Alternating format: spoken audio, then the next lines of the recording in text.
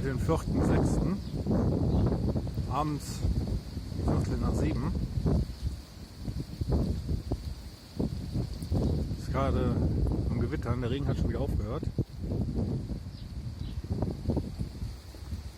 Hier hinten auch alles ziemlich dunkel. Regen war nicht viel, war nur ein bisschen.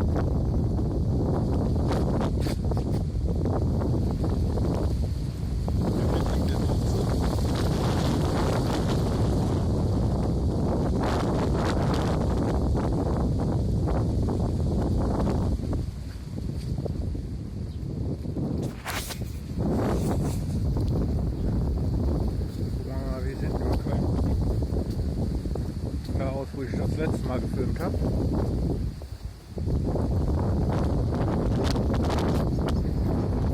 Ja, da hinten auch alles zugezogen. Aber ist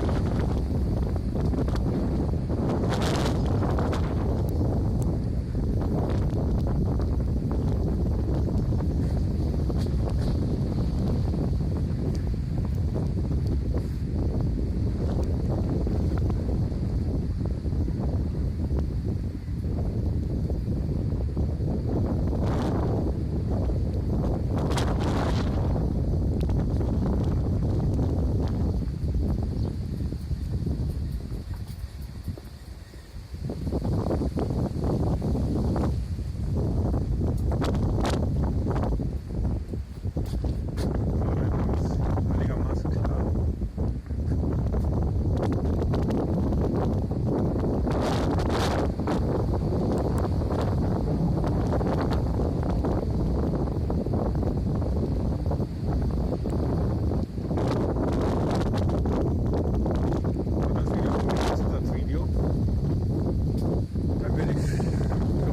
Noch ein Video hochladen und das wie gewohnt immer am Sonntag. Ja, bis zum nächsten Video.